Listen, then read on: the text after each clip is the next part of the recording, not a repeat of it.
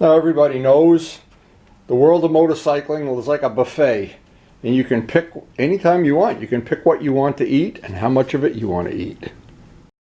And we have friends that enjoy dirt bikes. We have friends like Vince that have a trial bike. We have friends that do motocrossing. We have friends that just like to watch their bike rust away out behind their house. And I won't mention any names. But everybody picks something that they enjoy. It's like a buffet. Now, my personal thing, I like to do this little baby customization on bikes. I like to paint and polish parts.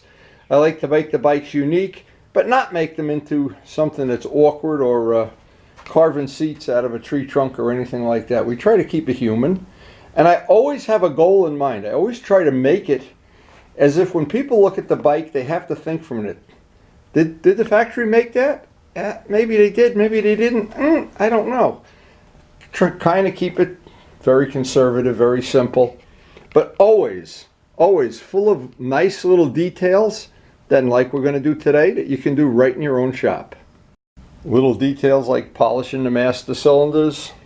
All the little parts that you can take off the bike very easily and paint or polish. It always just makes the bike that much nicer, that much neater, and a little bit unique. And even the ones where you do a full restoration, like we did with this bike last year, pull the whole bike down to the frame, polish things, replace forks, wheels, rims, just a myriad of things that go on. And in the end, there's always a goal. And it's a big goal I never want to lose sight of. The whole reason for doing this is spring is 2 or 3 months away, and we want to be out on the open road wearing tires out. Now, some people might not have noticed it, or they don't realize it. What I tried to do when I decided to make a bike collection, I wanted to have one bike basically from every era. A 70s bike, an 80s bike, a bike from the 90s. In fact, I have 2 of them. And some bikes that I wanted to have a super bike in that group. Yeah, it's fun riding a super bike. I have to admit, I do enjoy it.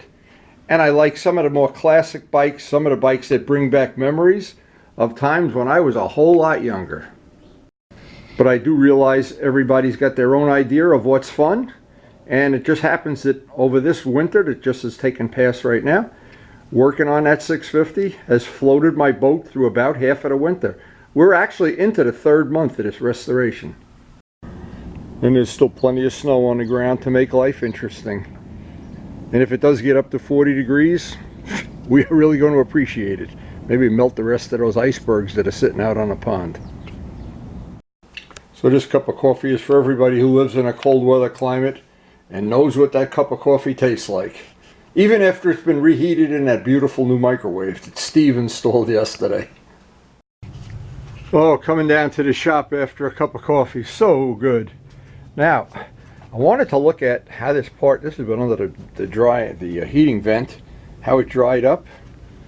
Oh, that's ready to paint. That's ready to go.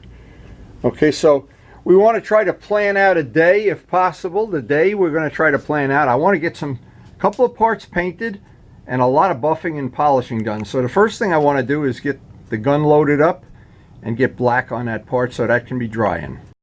And the whole idea is to use each morning productively, try to come up with a way of leapfrogging what we're going to try to do today. Yesterday we cleaned that up, polished some parts.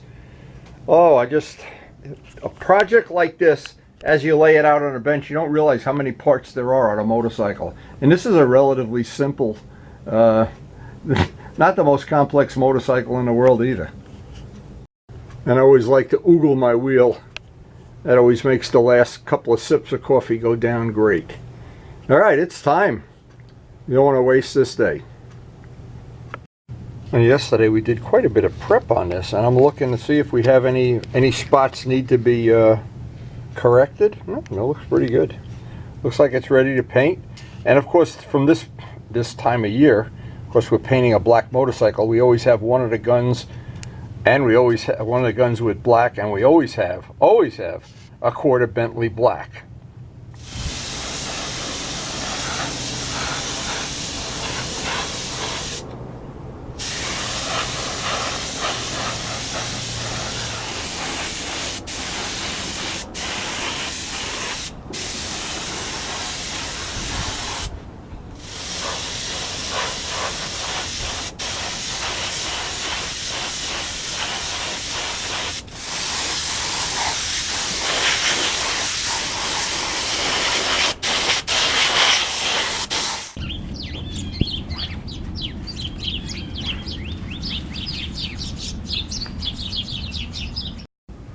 You know, that can be drying right under a heating vent, and that's what's nice about when it's really cold like this.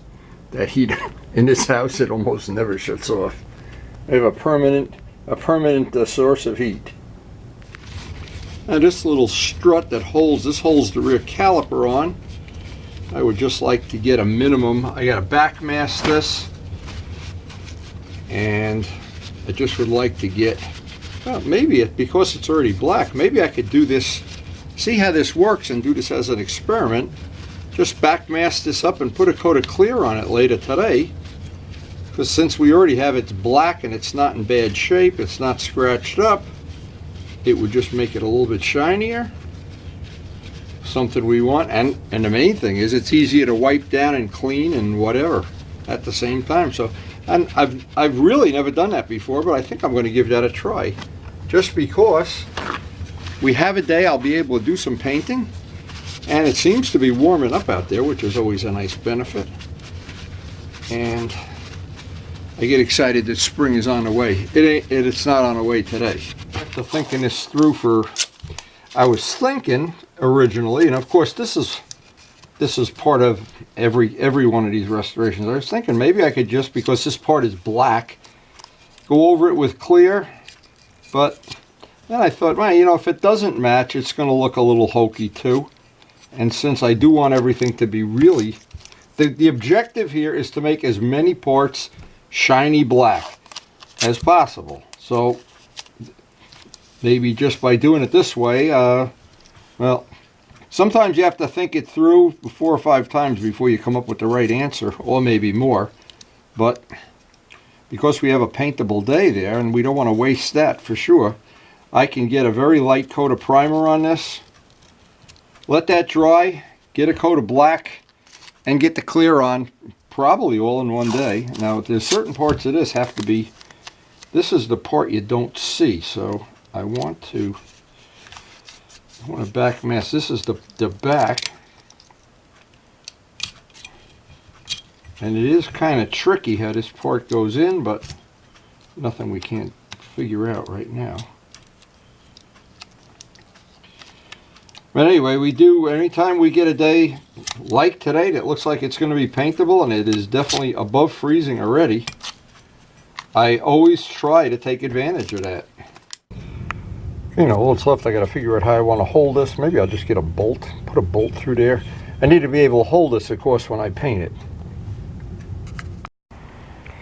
So because I don't know what kind of finish is on there, is some kind of plating, or is it powder coating or paint, I'll seal it with primer sealer first.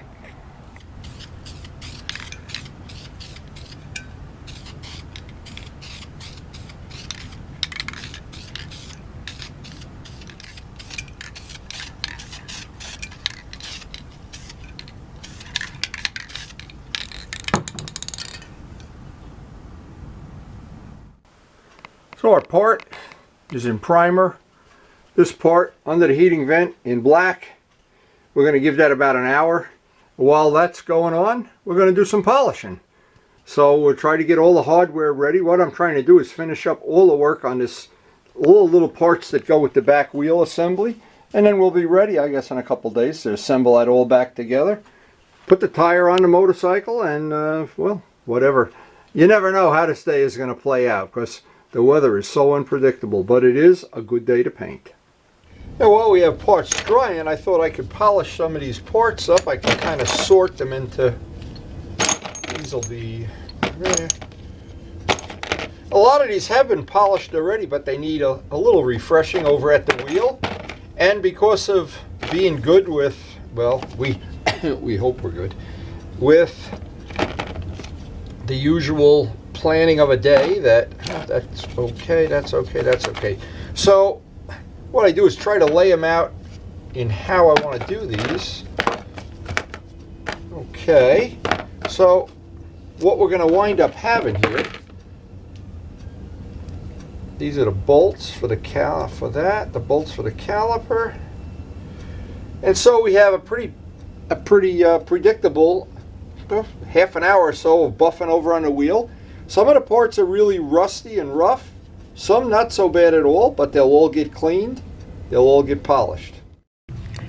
Now some of the parts like this, they do need a little run on a soft wire wheel. Again, like I said, some of them are really in good shape. Some of them kind of cruddy, but we'll polish them all up. And this would be one thing. It's good while paint is drying. It's a good way to use our leapfrogging technology to our advantage. Some of the caliper bolts need to be, well, all of them need to be polished. Now this, I don't bother with this part. This is inside the swing arm, but this part and everything out here, I'll try to polish up as nice as I can. And by the time we're done with that, we'll be ready to do some more painting.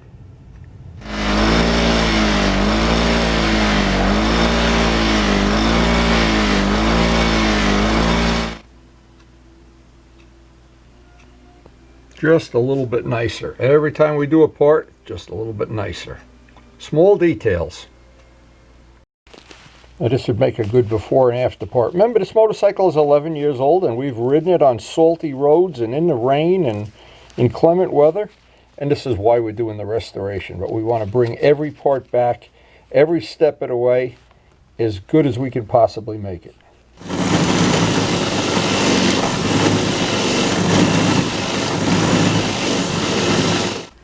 And every time I add one of these parts to the polishing list and I see them, I know the bike will be just that much nicer. And it'll be nicer years from now too.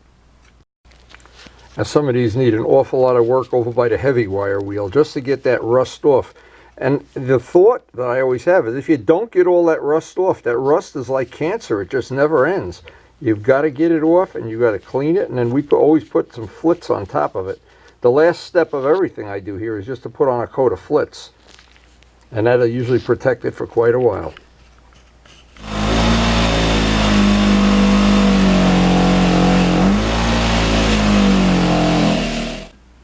Every one of those parts, it will just add extra little details and they will stay shiny for quite a while. Now one of the next things, and this is a part that takes a beating, of course. We're always wrenching on this when we're changing the chain setting or changing tires, but every once in a while when I have the bike apart, I like to clean that up, and it stays that way for quite a while. I'm always surprised how long it stays with that flits. Flits is amazing stuff.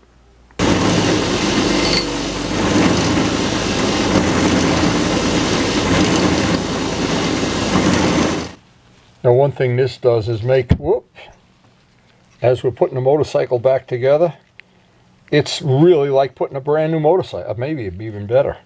Everything is nice and clean. And I think every minute you spend cleaning, at this point in time, it would just be crazy to spend all this time and not polish these parts up. Now the bolts are pretty cut and dry. What I want to do is I want to wire brush off most of that Loctite. I'm not going to be putting red Loctite back on. I'll put blue Loctite because I may want to take this wheel apart at some future time. And I do check things. The red Loctite is because you have people that buy a bike and never check anything. I don't want to even go there.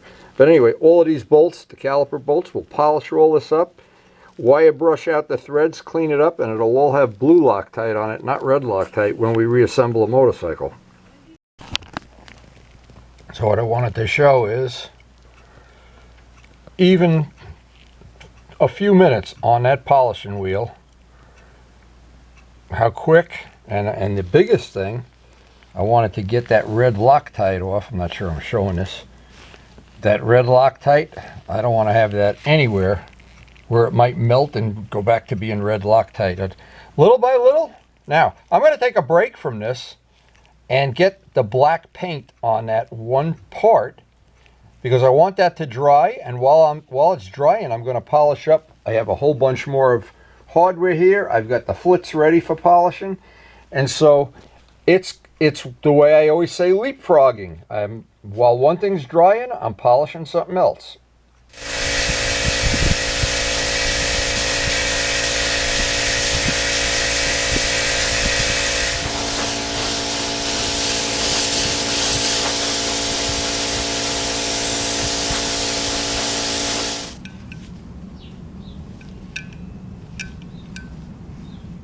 Now I can leapfrog back to my bolts, polish these up while that's drying, and because the day is playing out very well, we should be able to get the clear on those parts later today. And that's the whole purpose of leapfrogging. So one thing is drying, and while it's drying, I can be doing something else besides drinking coffee and watching windy videos of the summer when we were riding. Now, these are parts that on a stock bike are not polished at all. I've polished them, but that was maybe a couple of years ago, and they just need to be refreshed.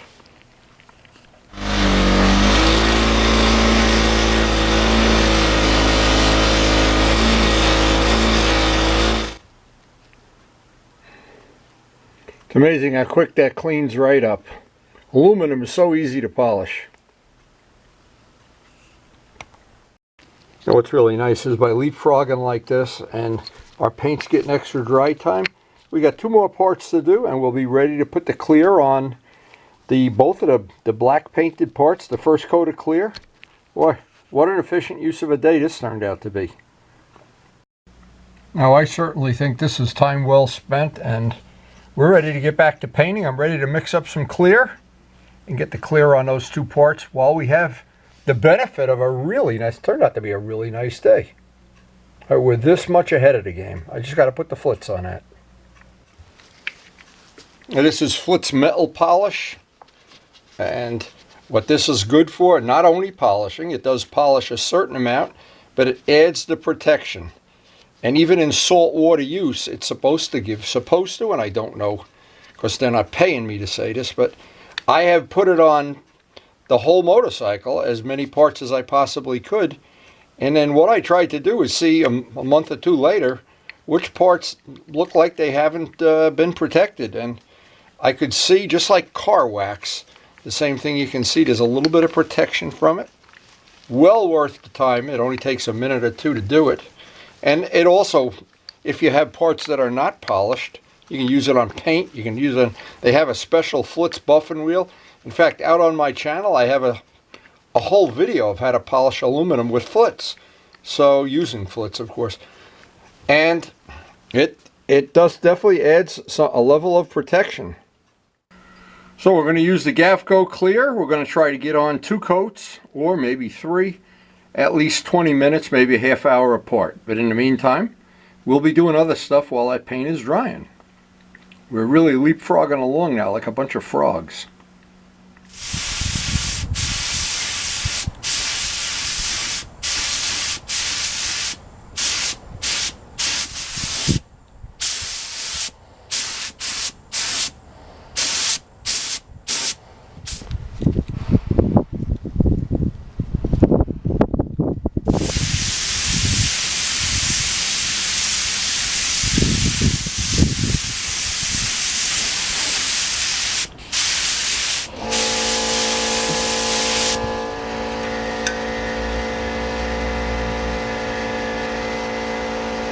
Well, this was a pretty productive day, thanks to leapfrogging and thanks to having some great weather to paint and clean and polish. And I think we used the day very, very productively, really productively, in fact.